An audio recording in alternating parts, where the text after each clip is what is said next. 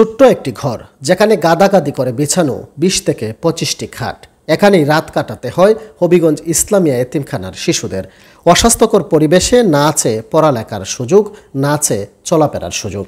অথচ ব্যাংকে জমা রয়েছে ১,১৫,০০,০০০ টাকার বেশি, আছে ৪তলা ভবনও। ৪টি কক্ষে কোনো রকমে বাস করছে প্রায় ১০০ শিশু। উপরে পুরনো ফ্যান ঝুললেও বেশিরভাগই অকেজো।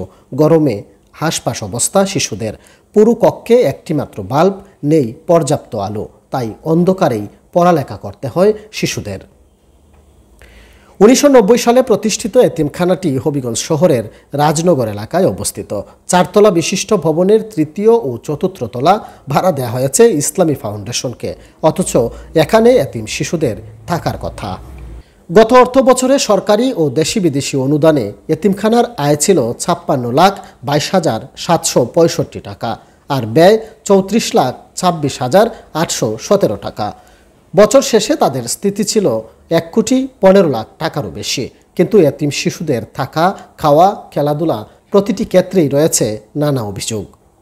খিচুড়ি সপ্তাহে ৪ দিন আর ৫ দিন আর ২ দিন বাদ দেয়।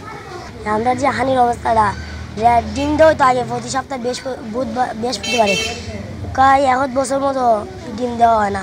শুক্রবারে পরোটা দেওয়ার কথা, বুধবারে ডিম দেওয়ার কথা, আমরা খিচুড়িতে লাই দিই।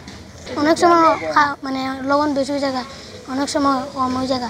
আমরা এরমও ১৭, ১৮, ১৯ জন থাকি। এখানে অনেক দিন যাবৎ একটা লাইট দিয়ে আমরা থাকতে দিই। আমরা পড়ালেখার মধ্যে কষ্ট হয়। আবার আমরা রুমের মধ্যে তাহা অনেক কিতা হয়, আর মানুষের সবাই শ্বাস, আবার যে উলস আমরা এত তোলাই লাই। ৪ রুমে, এ রুমে থাকে ১৮ জন, এ রুমে থাকে ২০ জন, আর এ রুমে থাকে ১৯ জন। এবার থাকে রুমটা খেজা খেজে হয়, রুমও তখন যে না। আর এগারোটার ফ্যানের মধ্যে ক্যাপাসিটার গেছে গা। এতিমখানায় শিশুসহ রয়েছে ১৬ জন কর্মকর্তা কর্মচারী। তাদের মধ্যে ১১ জন শিক্ষক, যারা কাজ করছেন নামমাত্র সম্মানিতে। শিশুদের কষ্টে তারাও উদ্বিগ্ন।